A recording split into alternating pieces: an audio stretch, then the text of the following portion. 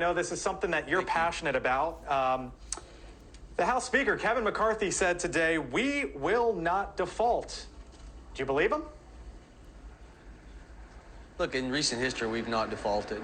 And so what people have got to do is they've got to start reading through the narrative that the mass media is presenting when they use the word default consistently, and know that there is a difference between default and what's happened 20 different times.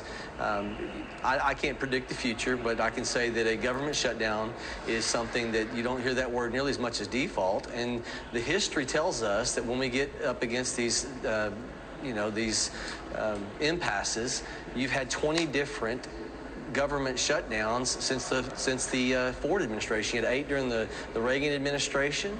You had 21 days under Clinton and Gingrich's time. You had a 16-day government shutdown under the Obama administration, and most people don't remember that in 2018, 2019, during the Trump administration, we had our nation's longest government shutdown. It sounds like, Congressman, you're making a semantics argument here that you would be fine with it if it's called a government shutdown, not necessarily a default, but at the end of the day, it would be a default on our obligations. So are you comfortable with the concept, with whatever you call it?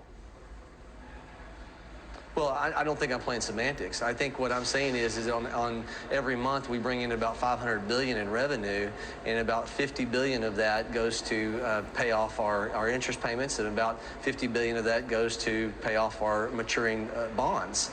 In 2011, President Obama directed his, we know by memos, directed his Treasury Secretary that you will retire those T-bills. And the 14th Amendment, even though it's been used by some, misused, the 14th Amendment of the Constitution says the public debt as authorized by law shall not be questioned. So I will contend that, using the normal process that we've had, again, 20 different times, there's plenty of money coming in to be able to pay. If we go into a furlough situation where, we've seen that in the past, people end up getting paid.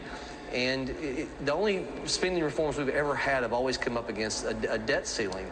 Since 1983, we've had 11 different major overhauls on spending. They've always been up against this debt ceiling discussion. So, look, nobody likes the discomfort of where we're at. For 100 days, the president did not talk to the House.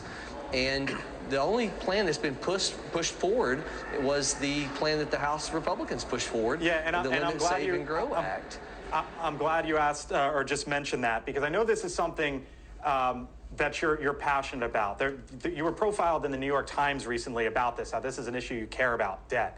You said, quote, "A debt ceiling can be very useful. Do not discount our leverage." You went on to say it's going to be uncomfortable. You just talked about the idea of it being a bit uncomfortable, and the Limit, Save, Grow Act, which would reduce debts by some $4 trillion. For you, is it either that or a no vote? Like, is there any middle ground for you as you see it, or do you think this is leverage to potentially reduce debts and deficits by $4 trillion? Blake, for too long, for 40 years, we inherited prosperity from our grandparents and our parents, and we've been stealing prosperity from our kids and our grandkids. A baby who opens their eyes and takes in their first breath of air today owes $94,000 as their share of the national debt. And so we have been living short-term, thinking about ourselves. The Constitution's preamble says, in order to secure the blessing of liberty for ourselves and our posterity. And the question that every grandparent and parent I want to ask them at home is, do you want a better future for your children and your grandchildren?